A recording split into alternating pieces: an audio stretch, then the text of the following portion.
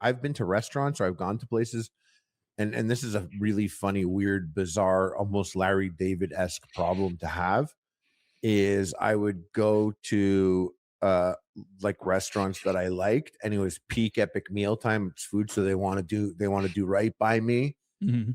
And so they would be too nice. So I would go there and they would be like, don't worry, we're going to whip something up special for you. So now instead of me ordering and paying for the thing that I genuinely wanted and was excited for, the guy in the back is going to do his best version of an epic meal. I don't have to pay for it, but like the owner's going to like film me eating dinner too now on his bad phone. The whole thing's like, you don't want any of that. I'm on Vyvanse and freshly stoned. I'm going to go eat somewhere else where they're mean to me and I can just be a person. You know what I'm saying? You know where they've got that formula down is Popeyes. Every time you go to Popeyes and you order, they act like you've personally wronged them. Like the worst. They're the worst employees. Just if we could somehow get that Chick-fil-A training in Popeyes, they'd explode. And nobody likes somehow. The rudeness is part of the charm. Practices might just be the issue there, Taylor. I think there's a lot of balance. I was at a steak and shake at the airport. I was at the steak and shake at the airport. Oh, that's another one. I never in my life saw like 5 employees, all who each individually were the top 5 people that I've ever seen in my life hate their job. And I was seeing them all at the same time. And I don't know how the place was running because the powerful negative energy emanating from this place was insane. But all the other options were like expensive, nauseating, like healthy options or super huge lineups. So Steak and Shake people were going there and I never had it. And my boy RFK is all about it. So I was like, let's see what this is all about. So I head over and I do the order and they are all so slow to their stations, to what they're doing. It is harder and more physically exerting to move this slowly than to just exist and do it. And there's this this woman there and she's on her phone. And I'm there and I like walked up like, and angled in a way and put my forearm down in a way that like I'm ready to be, I need some attention. Everything else was automated, but there's a person here. I need ketchup. I need ketchup. And so she's standing there and I'm waiting for her and she's on the phone. And then she like puts the phone down. She's on the text and doesn't turn to me. She's just looking straight. And I'm like, and she kind of turns at me, like turns her head at me. And I'm like, can I get a ketchup packet, please?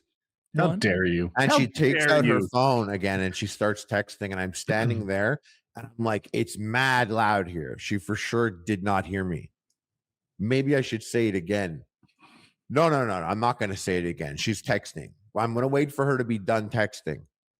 She put her phone away, stood there to the perfect millisecond. I was literally about to be like, excuse me, can I get ketchup? Like I held out so long. It could have been like 7 seconds after her text ended that I was like, should I ask again? No, shouldn't I? And I held it and you could feel the energy from a person that I'm like about to be like, and that's when she turned and grabbed me a ketchup. The whole thing was like 4.5 minutes. She wasn't doing anything. There was people there. No one's working. The slow movement's crazy. Dude, I had the opposite problem. I'm at Cold Stone Creamery. I've got my wife and kids. This is a long time ago. The kids are little. And this is an ice cream place. Probably everyone knows it. These employees, no one has loved their job more. They're going bonkers on how much they love this job. It looks like Snow White is back there, just like happily banging ice cream, chopping up Snickers. One of them breaks into song. zippity doodah, right? Zippity doodah. Let the rest join, right? The other customers are smiling. They're so happy. My kids are happy. Me, my grumpy ass is like, am I in Crazy Town? This is annoying. Why am I the only one annoyed by these fucking, like, it was like Snow White and the Seven Dwarfs happily making away, mining, doing their thing, singing their songs. And I'm like, I think this is Apex, Cold Stone, North Carolina, Cold Stone Creamery. Every Cold Stone does singing, and those guys sing like there's one of those saw collars with shotgun shells around their neck. Like they're dancing, they're singing, they're like every single one you tip. They have to sing. Went there, people. Early days, that was a thing. Like it was a high spirit place that they would be doing shit like that. But they don't. I haven't been to. I thought I just did ice cream, not a musical. I agree. Like every once in a while at Cold Stone, because they had good ice cream and they were always so generous with the toppings. When they first came on the scene, it was like in Canada, it was a big deal. It'd be like, wow, yeah, we're going to Florida over the winter. I can't wait. Cold Stone. It's gonna be sick. We're gonna be singing and dancing with the staff while they make our Lucky Charms ice cream. Dude, one of my most gregarious friends worked at Cold Stone in high school, and I would like occasionally go and get ice cream while he was there. And he was the guy Woody's describing, where he just loved that job so much. Like he'd be like making somebody's Snickers thing, smashing everything in, and he'd be unironically being like, "So what do you do?" Like just like talking to people. And in my head, I was always, even at 16, I was like, man, you got to get this fucking line moving, brother. Like these people are worked so hard to make the ice cream. Like I'm in my head thinking, if this was Panera Bread, they would have a Snickers bar chopping machine to make this more efficiently. But these guys have nothing but a pair of drywall spackle spreaders. They're chopping shit up and doing everything manually on what I assume is a very Cold Stone. And every once in a while, they're like doing like hibachi moves, and it's like, get it moving.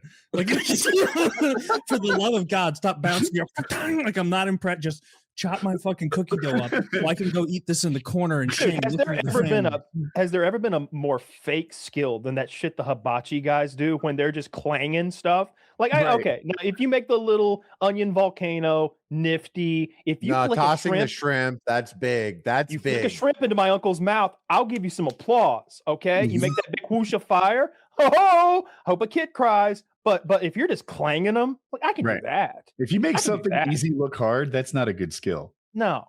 I like when they flick the egg up and they catch it multiple times with the spatula, and then the last one they catch it on the edge and break the egg, and like then they draw the heart with it and everything. Like that I'm cool with. But sometimes it is clangity clang, and I'm like, you're not even Asian. When I was like 16, we were at a hibachi place, and it's obviously alcohol they're spraying in there to get the volcano, and we're all clearly like 16 years old, and one of my friends is like, what is that? And he's like, oh, alcohol, vodka. And we're like, no, it isn't. And he goes, open mouth. And then he just sprayed like 2 shots worth of vodka into the 16-year-old's mouth. Cool guy. From like that's a cool 8 feet away too. Yeah. We had a Mexican at our hibachi place, and there was like one Asian guy and one Mexican guy working that day, and I was like, please God, let us get the Asian. I almost said like, can we get that guy? Because like this other, I just, it's gonna ruin the whole vibe. Get the guy in the wooden sandals. Yeah. This other guy's making burrito over here. Like that's not what I came for. Yeah, I remember once the exact thing where like how they have their hibachi tables set up, where they're like there's 6 or 8 in that kind of hibachi side of the restaurant. Yeah, and it was all Asian guys, and then me and my friends were there, and a white guy came out. And it's like, I bet all the same tricks and everything, but this is souring my experience. Like if I went do they even have Scandinavian restaurants? If I went to a Scandinavian restaurant with like their weird raw fish that no one wants to eat, those wouldn't be successful restaurants. And a Kenyan guy came out, I'd be like, well, come on, let's have a little bit of consistency here. Yeah, I don't care for that. I can embrace the culture. We like our Snapes looking snapely. We like them looking everywhere. snapely.